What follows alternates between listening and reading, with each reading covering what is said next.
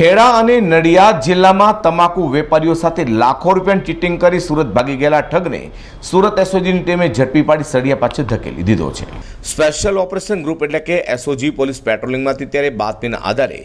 Varachha main road Gitanjali cinema પાસેના રાજહંસ point પાસેથી ચીટર ઘનશ્યામ પટેલને ઝડપી પાડ્યો હતો।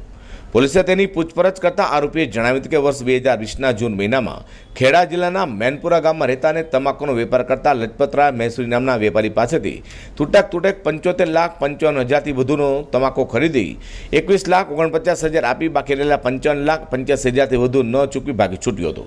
જેમ કે ખેડા જિલ્લાના સેવલિયા પોલીસ મથકમાં ફરિયાદ નોંધાઈ હતી અને ત્યારબાદ મહેસાણા જિલ્લાના વિજાપુરમાં જમના ટોબેકો નામની તમાકુનો વેપાર કરતા પ્રકાશભાઈ સાથે ઓગસ્ટ 2020માં પણ નડિયાદ શહેરના બોમ્બે રેસ્ટોરન્ટમાં તથા અન્ય દલાલ મિત્રો સાથે મિટિંગ કરી તેઓ પાછળથી પણ ઉધારીમાં 32,40,000થી વધુનું તમાકુ ખરીદી તેનું પેમેન્ટ ન કરી સુરત ભાગી આવી કામરેજ ખાતે રહેતો હોય અને નડિયાદ ટાઉન પોલીસ મથકમાં તેની વિરુદ્ધ ગુનો પણ નોંધાયોની કબૂલાત કરી હતી। હાલ તો એસઓજીની ટીમે આરોપીની અટકાયત કરી તેનો કબજો ખેડા અને નડિયાદ પોલીસને સોંપવાની તજવીજ હાથ ધરી છે।